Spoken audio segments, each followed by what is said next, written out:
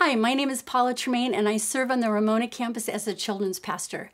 And today I want to share a time in my life when holidays were filled with pain. I don't know where you are this season. I don't know if you have pain through relationships or financial pressures from addictions or disappointment with God. There's no way I know what you're feeling right now, but I hope that today I can offer you a bit of joy in the midst of that pain.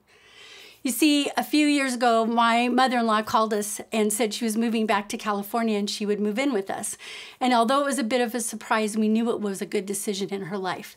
She was starting to experience some medical issues and she needed help overseeing the care of her adult daughter who had special needs. Her extended family was in California, and so we became the best choice for her. And although that decision was good, I found myself that evening just huddled up in a dark bathroom, just sobbing and muffling my sobs as tears just poured down my face for a couple hours. You see, my mother-in-law wasn't easy, and she had a hole in her heart that just needed to be filled, and I knew that she would change the dynamic of our daily life and our little family. During that summer, my mom also started experiencing early Alzheimer's. And she was my cheerleader, my best friend. She was the one that kept me afloat some days and the favorite human of our kids. And now she was starting to slip away a little bit at a time.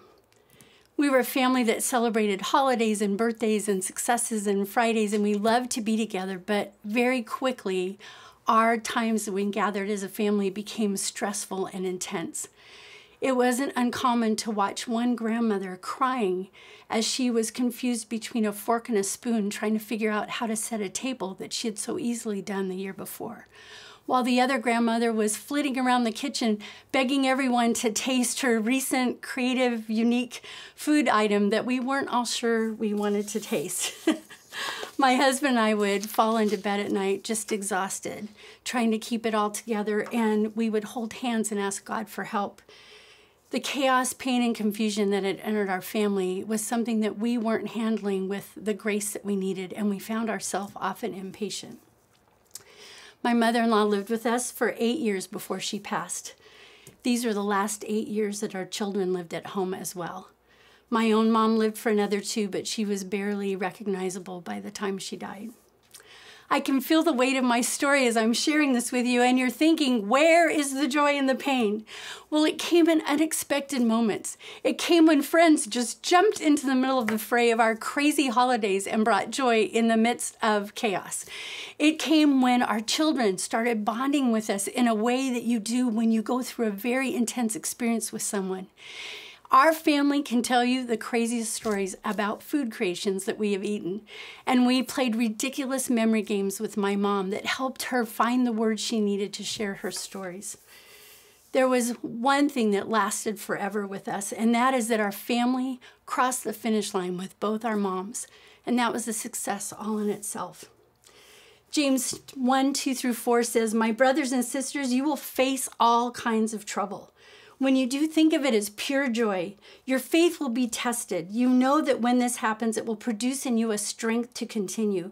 And you must allow this strength to finish its work. Then you will be all you should be. You will have everything you need." Today, I'm so grateful for those seasons of pain during the holidays because it changed me.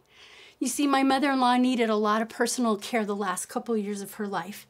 And I found as I took care of her and helped her that my heart was truly happy. It would catch me by surprise. I might be changing the sheets on the bed for the 10th time or helping her with personal grooming. But I came to realize that there was a change in my attitude and in my level of patience. There was no explanation for this except that the Holy Spirit had come to work inside my heart.